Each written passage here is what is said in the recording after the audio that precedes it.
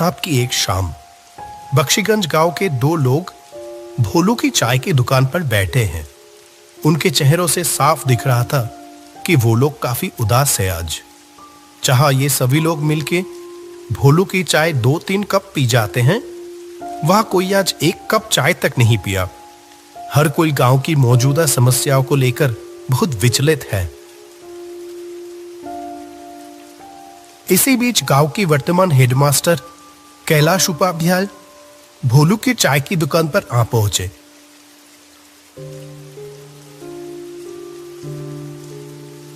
अरे रामलाल, माधव, तुम लोग यहाँ इतना उदास होके क्यों बैठे हुए हो?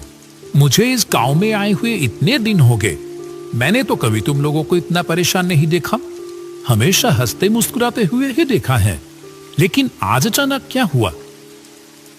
आइए मास्टर जी, बैठिए। आपकी चाय तैयार है मास्टर जी। मुझे पता था आप थोड़ी देर में यहां आ जाओगे। हाँ हाँ बोलू, आज अपनी वो अदरक वाली चाय पिलाना मुझे, ठीक है? बहुत देर से सर दर्द कर रहा है। और हाँ, तुम लोग बताए नहीं कि हुआ क्या है, इतने उदास क्यों हो?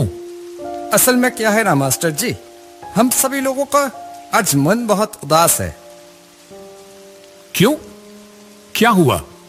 इतने खूबसूरत गांव के लोगों के साथ घुलने मिलने से किसी का भी मन बेहतर हो जाएगा, लेकिन उन्हीं लोगों को आज अचानक क्या हुआ? आप तो जानते ही हो मास्टर जी कि हमारे गांव में कोई अस्पताल नहीं था। कोई भी बीमार होता था तो उसको 2 गांव पार 10 मील दूर जाना पड़ता था। अस्पताल पहुंचने से पहले ही तो कितनों की मौत हो गई। इसीलिए हम सभी मिलके अपने पैसे बचा के इस गांव में एक अस्पताल बनवाया। लेकिन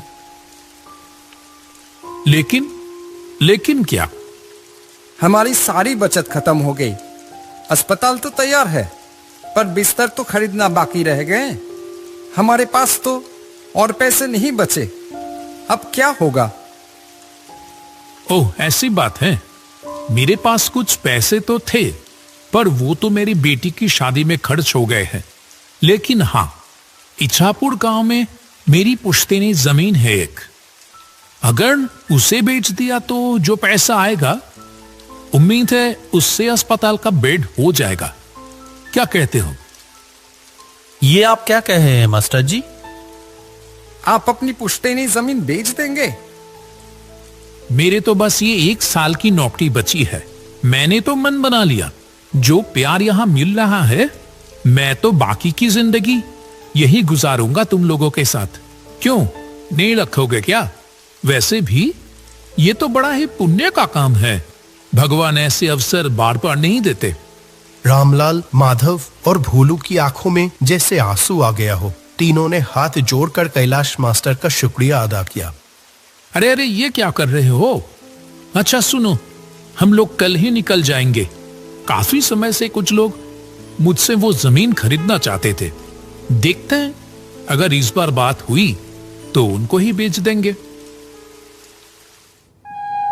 अगले दिन सुबह कैलाश, रामलाल और माधव इच्छापुर गांव की ओर चल पड़े।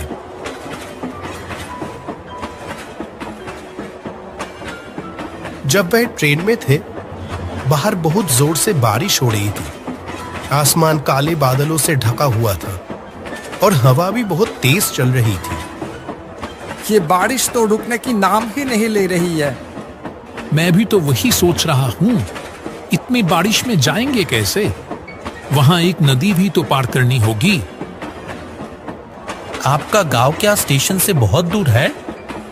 स्टेशन में उतर के पहले हम लोगों को नदी के किनारे पहुंचना होगा, फिर वहां से नाव लेके नदी पार करके जाना होगा मेरा गांव। ऐसे ही बात करते करते समय बीतता चला गया। आखिरकार जब तीनों स्टेशन पर पहुंचे, वो शाम हो चुकी थी। सुनसान स्टेशन पर बस वो तीनों आके ही उतरे। अभी तो बारिश थोड़ी रुकी है, चलो देखते हैं जल्दी से नाव घाट पर पहुंच पाते ही या नहीं। वो तीनों स्टेशन से बाहर आ गए आसपास कोई भी नजर नहीं आ रहा था। बारिश के कारण रात का अंधेरा अन्य दिनों के मुकाबले कुछ ज्यादा ही था। घने काले अंधेरे ने चारों ओर जैसे एक जादुई माहौल बना दिया था। वह स्टेशन के पास एक बरगद के पेड़ के नीचे आके रुके। यही पर रिक्शा मिलता था। आज तो एक भी रिक्शा नहीं दिखाई दे रहा। इतनी बारिश की मौसम में क्या ही मिलेगा। किसी ने तो उम्मीद भी नहीं की होगी कि इतनी बरसात की रात में भी कोई आखिरी ट्रेन से यहां आ भी सकता है। अब क्या किया जाए? चलो पैदल ही चलते हैं। मुझे तो कोई और रास्ता दिखाई ही नहीं दे रहा। मौसम भी तो कुछ ठीक नहीं लग रहा है। अगर फिर से बारिश आ गई तो? वो तीनों अंधेरे में ही आगे बढ़ने लगे। कुछ देर चलने के बाद दूर से एक वैन आने की आवाज आई। लगता है कोई वैन रिक्शा आ रहा है इधर ही। रुको रुको। कुछ ही देर में दूर से कच्चे रास्तों में एक वैन आती हुई दिखाई दी। कैलाश ने उस चालक को देखते ही पहचान गया। कहा, अरे रतन भैया, आपसे मिले हुए कितने महीने हो गए। वो आदमी कैलाश को थोड़ी देर देखा, फिर कहा, अरे कैलाश, कैसे हो? अपने घर जा रहे हो क्या? जी रतन भैया, मैं तो ठीक हूं। ये दोनों हैं रामलाल और माधव। मैं जिस गांव में अभी मास्टर हूं, ये दोनों उस गांव से ही है। हम सब तो अभी मेरे घर जा रहे थे। रतन भैया, आप हमें नदी के किनारे ले चलोगे क्या? तो आज रात की आखिरी नाव मिल जाती। रतन ने कहा, इस बरसात की रात में नाव मिलेगी? अच्छा चलो देखते हैं, बैठो। चलो रामलाल, चलो उठो। ये आखिरी मौका है। अगर ये निकल गया तो सारी रात यहीं रुक के बारिश में भीगना पड़ेगा। चलो चलो। सभी लोग वैन पे जाके बैठ गए। अंधेरे में ही वैन आगे बढ़ने लगी।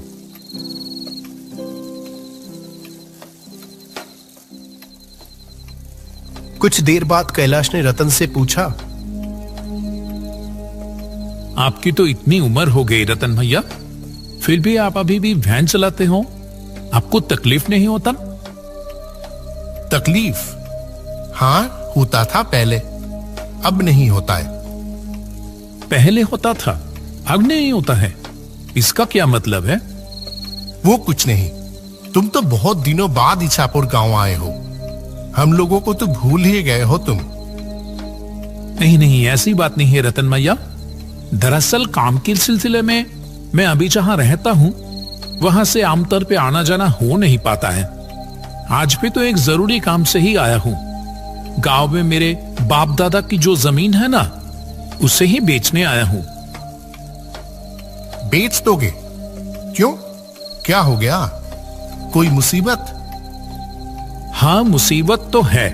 जिस गांव में मैं रहता हूं अभी, उस गांव के सभी लोगों ने अपने बचाए हुए पैसे से अस्पताल बनवा तो दिए हैं, लेकिन वो अस्पताल की बेड खरीदने की पैसे नहीं जुटा पा रहे हैं। इसीलिए मैंने सोचा कि अपनी पुश्तैनी जमीन बेचकर उनकी थोड़ी मदद कर दूं। वैसे भी वो जमीन तो कई सालों से खाली ही पड़ी है। क्या बात है कैलाश, तुम सचमुच इछापुर गांव का गर्व हो। अरे नहीं नहीं, ऐसी कोई बात नहीं। ये देखो ना, ये रामलाल, माधव, ये सभी भी किसी से कम है क्या? ऐसे ही बातचीत चलते चलते सभी लोग नदी के किनारे आ पहुंचे। जब वो तीनों नदी की ओर देखें, तब नदी बहुत तेज बह रही थी। जो नदी हर वक्त शांत रहती थी, वह आज बिल्कुल अलग दिख रही थी। नदी के किनारे कुछ नाव बंधी हुई थी, लेकिन चलाने वाला कोई भी दिखाई नहीं दिया। जो सोचा था वही हुआ। एक भी माझी घाट पर नहीं है। वैसे भी इतनी रात हो गई है और फिर बारिश। कोई क्यों ही रहेगा अभी?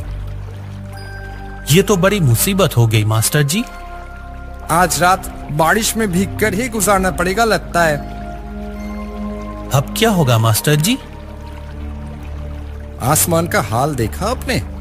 लगता है बारिश फिर से आने वाली है। आसमान में काले बादल फिर से आना शुरू हो गए। नदी की ओर से हल्की हल्की ठंडी हवा भी चलनी शुरू हो गई।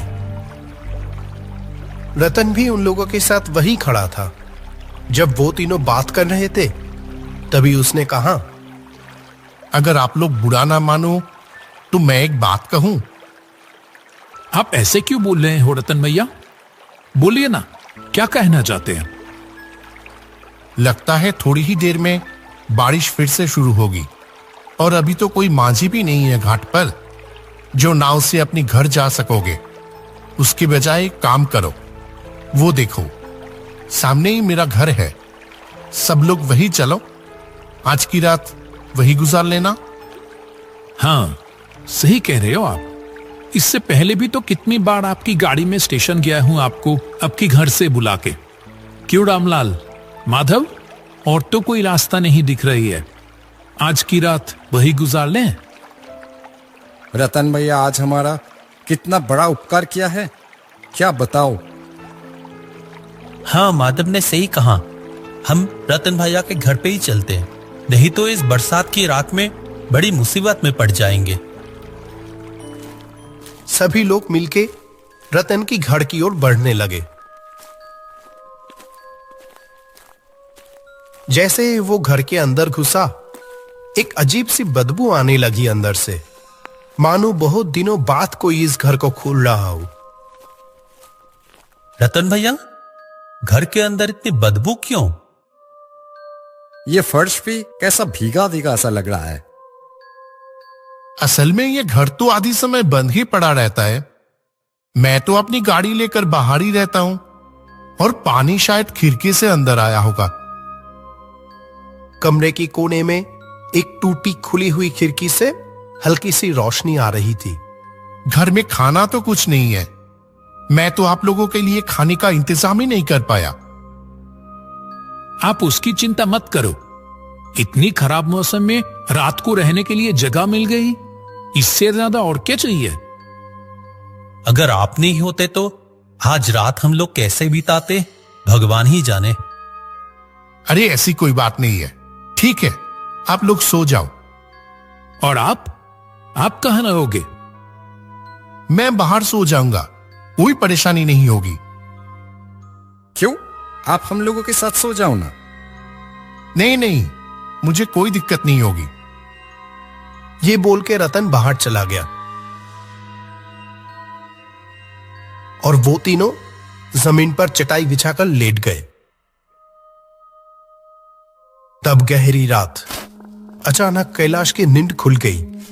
एक अजीब सी आवाज आ रही थी, जैसे कि कोई घर से थोड़ी दूर जमीन खोद रहा हो। कैलाश शुरू में तो नजरअंदाज करता रहा, लेकिन आवाज और तेज होने लगी। जो वो काम कर रहा था, जैसे कि वो किसी की परवाह किए बगैर ही किया जा रहा था। ये आवाज कहां से आ रही है? छोड़ आ गया क्या? कैलाश तेजी से उठा और खिड़की के पास आकर बाहर देखने लगा। रतन भैया घर से थोड़ी दूर पेड़ के नीचे खुदाई कर रहा है।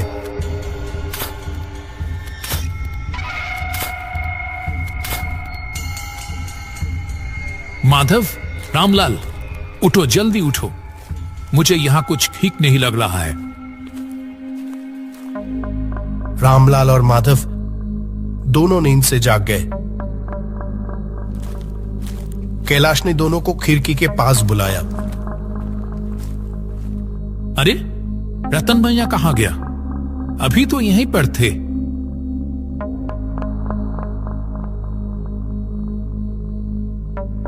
आपने ठीक देखा था मास्टर जी? हाँ हाँ बिल्कुल, चलो तो बाहर। वे तीनों घर के पीछे वाले पेड़ की ओर चल दिए। ये देखो, यहाँ पेड़ के नीचे जमीन पर कुछ है लगता है।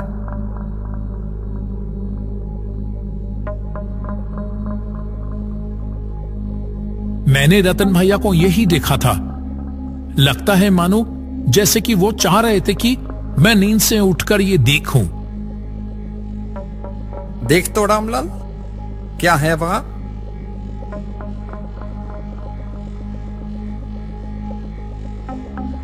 मिट्टी को हाथ से थोड़ा हिलाने पर रामलाल को पैसों से भरी हुई एक कलश दिखाई दी। अरे इसके अंदर तो बहुत सारे पैसे हैं। सच में? लेकिन ये है किसके? रतन भैया अभी कहां चले गए? ठीक है, वो दूसरों की पैसे है, उसकी हमें जरूरत नहीं।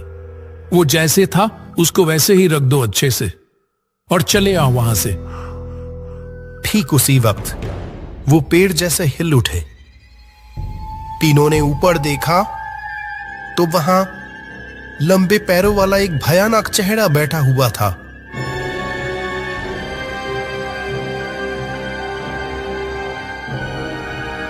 डरो मत कैलाश, मैं रतन हूं। मैं यही देखना चाहता था कि क्या तुम समय के साथ लालची तो नहीं हो गए हो। तुम सच में गांव का गढ़ हो कैलाश। तुम चाहते तो ये पैसे आसानी से ले सकते थे, और मैं अकेला बूढ़ा आदमी तुम तीनों के सामने तो टिक भी नहीं पाता। जहां तुम्हें पैसों की इतनी जरूरत है और यहां इतने सारे पैसे हैं। लेकिन आप? मैं 1 साल पहले ही मर चुका हूं। एक दिन मैं अपनी वैन लेके लाइन के उस पर जा रहा था। ऐसे में एक ट्रेन आके, छोड़ो उस बात को, मैं मर तो चुका हूं, लेकिन मेरे बचाए हुए पैसों की वजह से मुझे मुक्ति नहीं मिल रही थी। मैं किसी सच्चे इंसान की तलाश में था। आज मुझे वो मिल गया। आप लोगों से बात करके ही मैं समझ गया था कि आप लोग सच्चे इंसान हैं। मैं थोड़ा जांच लिया बस। ये पैसे ले जाओ और अस्पताल के लिए लगा दो। तुम्हें अपना पुश्तैनी जमीन बेचने की कोई जरूरत नहीं है कैलाश। यहां जो पैसे हैं उससे अस्पताल का काम पूरा हो जाएगा। रतन भैया, अब मुझे मुक्ति मिलेगी। आप सब लोग अच्छे से रहना। ये कहते हुए रतन का भयानक चेहरा हवा में गायब हो जाता है। वो तीनों बस पैसों से भरे हुए कलश को देखते रह गए। बारिश की रात एक भूतिया घर में बिताए हुए वो पल उन लोगों के मन में पूरी तरह से कैद होके रह गया।